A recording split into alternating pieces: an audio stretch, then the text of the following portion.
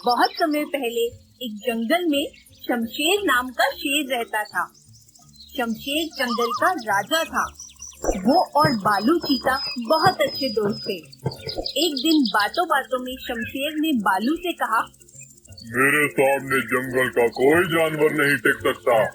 तुम सही कह रहे हो शमशेर, पर हाथियों के सामने तुम एकदम चूहे जैसे लगते हो। शमशेर ये सुनकर बहुत गुस्सा हो गया। बालू, तुम्हारी ऐसा कहने की हिम्मत कैसे हुई? मैं तो मजाक कर रहा था शमशेर। शमशेर नहीं महाराज, मैं इस जंगल का राजा हूँ, इसलिए बाकी जानवरों की तरह तुम भी मुझे महाराज कहकर ही बुलाओगे। पर शमशेर, हम दोनों तो दोस्त हैं। नहीं, आज से हमारी दोस्ती खत्म। आज के बाद मैं तुमसे कभी बात नहीं करूँगा। बालू ये सुनकर बहुत दुखी हुआ और वहाँ से चला गया। कुछ दिनों बाद शमशेर की मंत्री इमली लोमड़ी ने जंगल के सबसे बड़े इनामी चोर झुमरू बंदर को सजा देने के लिए शमशेर के सामने पेश किया। झुमरू, तुम्हारी चोरियों के किस्से जंगल में दूर दूर तक मशहूर हैं। तुमने सिर्फ जंगल के जानवरों के घरों में ही नहीं, बल्कि मेरे महल में भी बहुत चोरियां की हैं।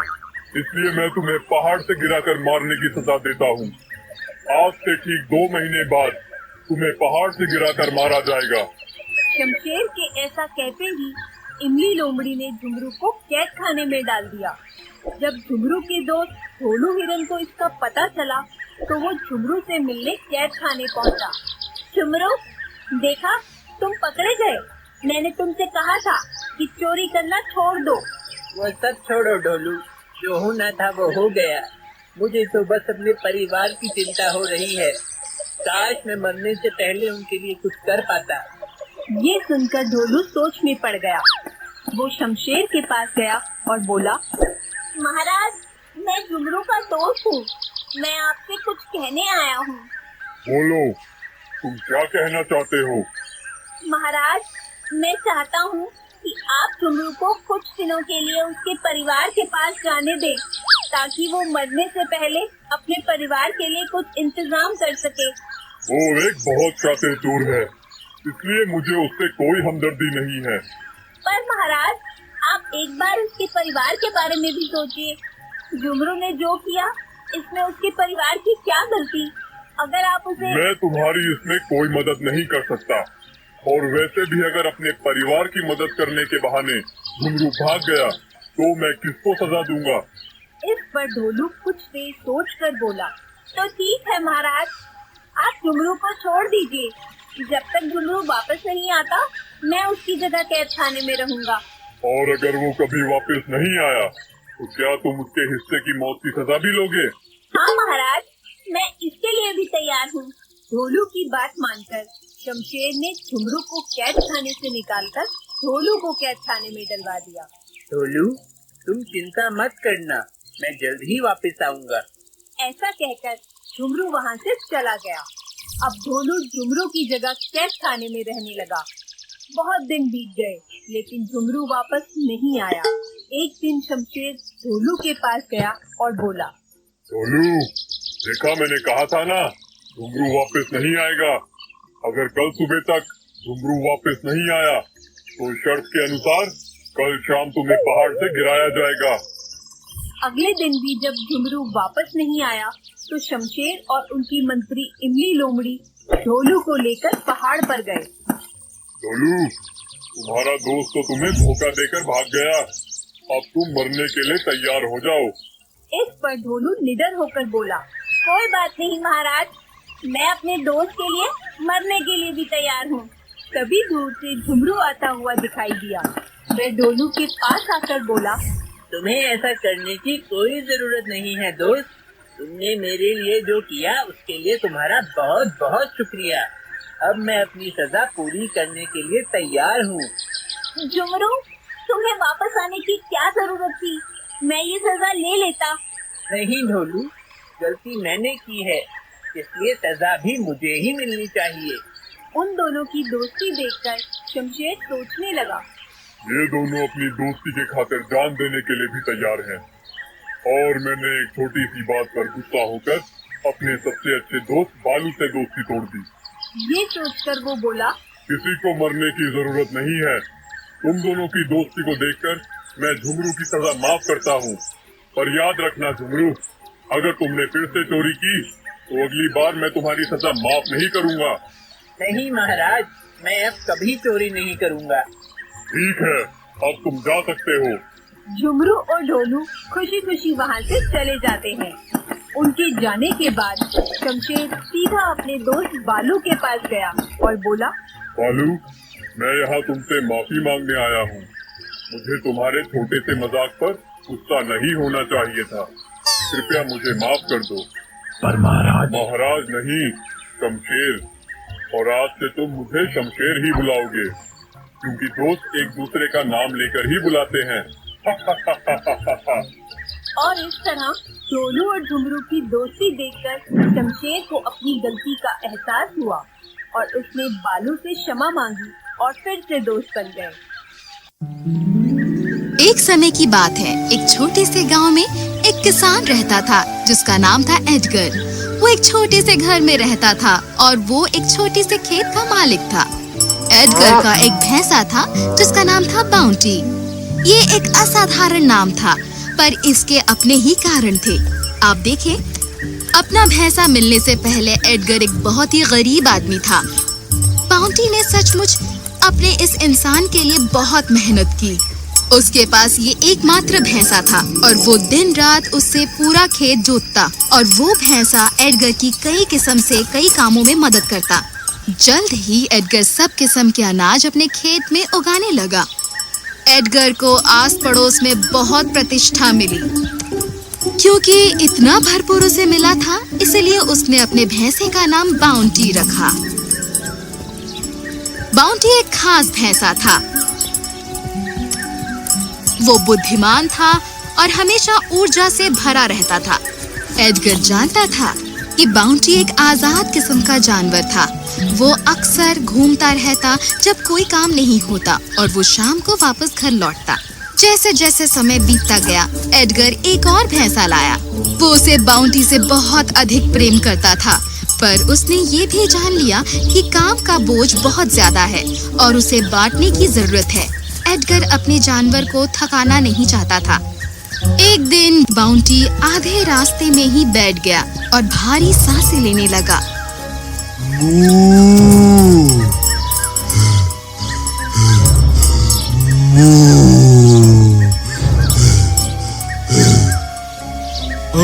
बाउंटी। एडगर अपने दोनों भैंसों को वापस घर ले आया। उस रात एडगर बिल्कुल सो नहीं सका।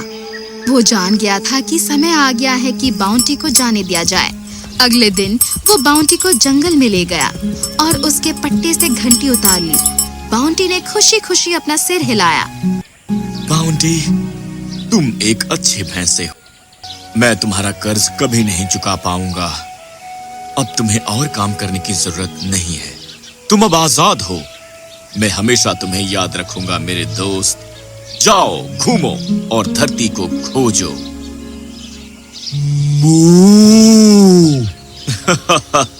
मुझे अब रुलाओ मत।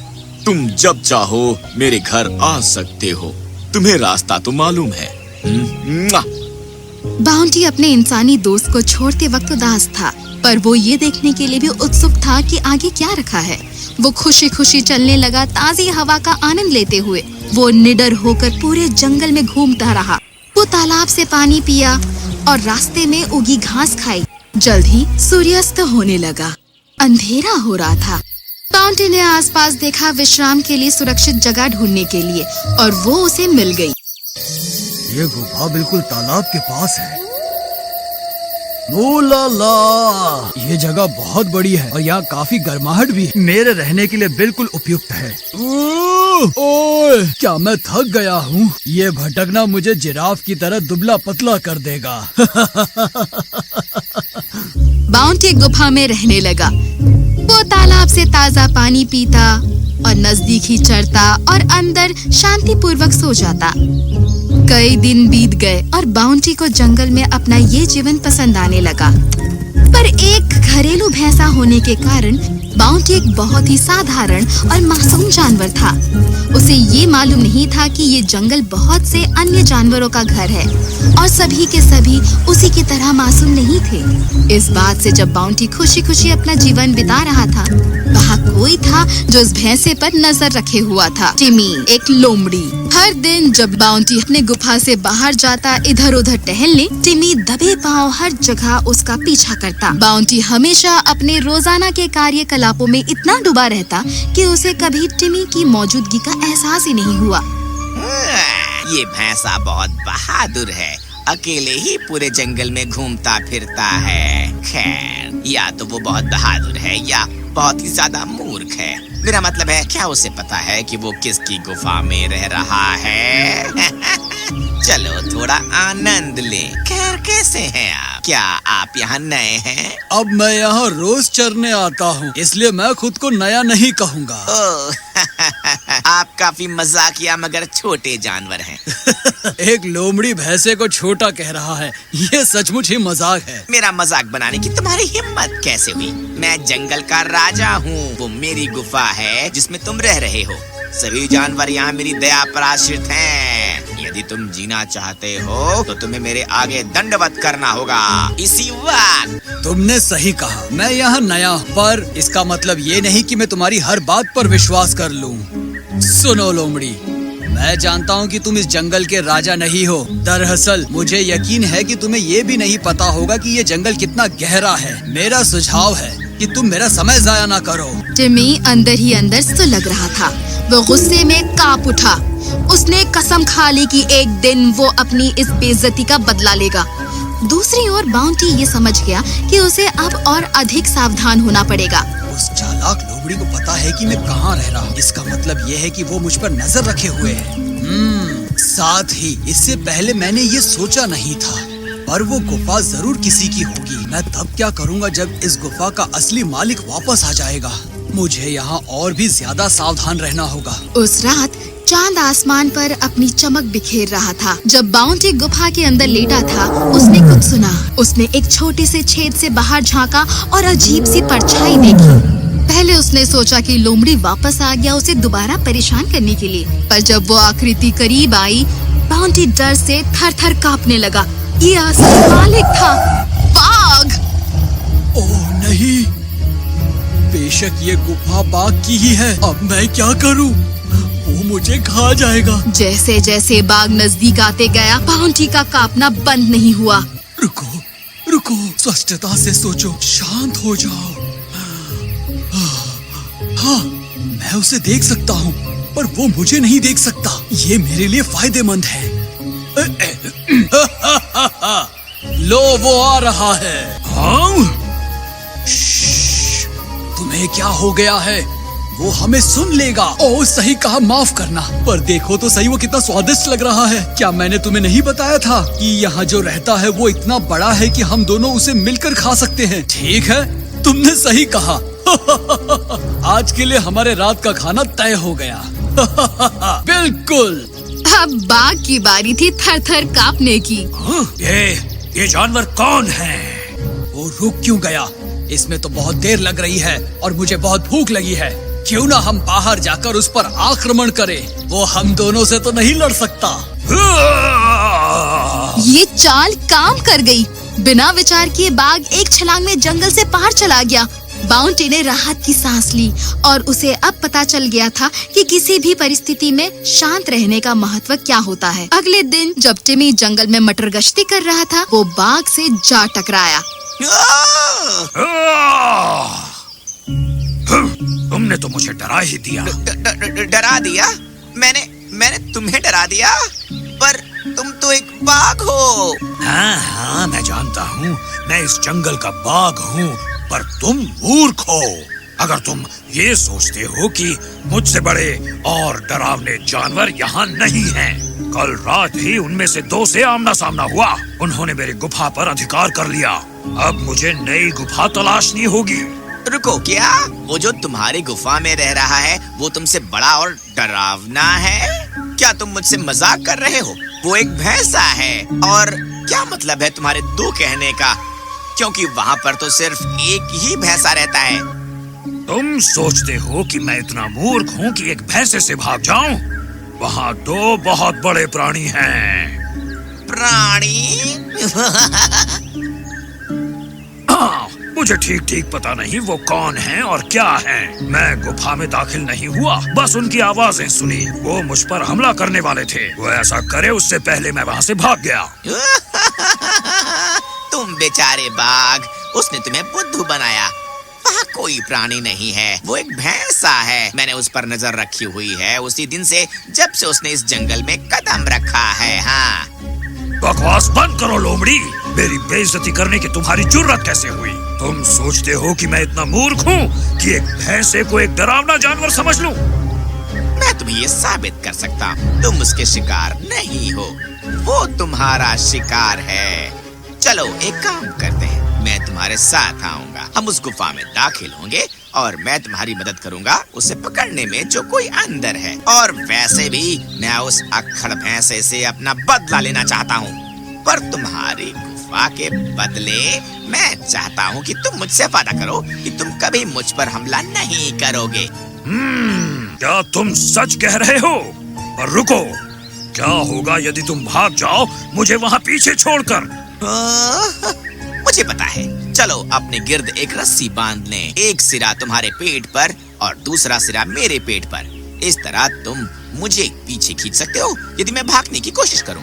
सौदा पक्का? बाघ मान गया। उन दोनों ने अपनी गिर्द एक रस्सी बांधी और वो गुफा की ओर चलने लगे। लोमड़ी खुश था, उसने दोनों ही काम करने का तरीका ढूंढ लिया था, बाउंटी को सबक सिखाना और बाघ का भरोसा जीतना। जब वो गुफा के पास आए, बाउंटी ने उन्हें आते देखा।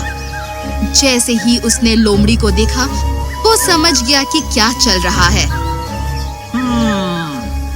उसे लगता है कि वो बहुत होशियार है। अब मुझे इससे निपटने दो, ठीक है?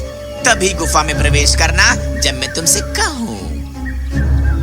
तुम बेवकूफ लोमड़ी, मैंने तुमसे कहा था कि मेरे लिए 2 बाघ लाओ और तुम सिर्फ मेरे लिए एक ही लाए हो। हाँ? क्या? हमने कल रात से कुछ नहीं खाया है और अब तुम चाहते हो कि हम दोनों एक ही बाघ को आपस में बांट कर खाएं? हाँ, तुम उनके लिए काम करते हो? नहीं नहीं नहीं, ये सच नहीं है। हाँ, तुम किसी काम के नहीं हो। ठीक है, अंदर ले आओ उसे। नहीं। बाघ अपनी जान बचाकर भागा। वो इतना डर गया था कि उसने टिनी के बारे में जरा भी नहीं सोचा, जो रस्सी के दूसरे सिरे में बंधा था। आओ, आओ, आओ, आओ, आओ, बहुत दर्द हो रहा है। ये उस लोमड़ी को सबक सिखाएगा। मैंने एक बहुत महत्वपूर्ण सबक सीखा है। अगर मैंने खुद को शांत ना रखा होता तो मैं उन दोनों को भगा नहीं पाता। चाहे परिस्थिति कितनी भी कठिन क्यों ना हो जाए, हमें हमेशा शांत रहना चाहिए।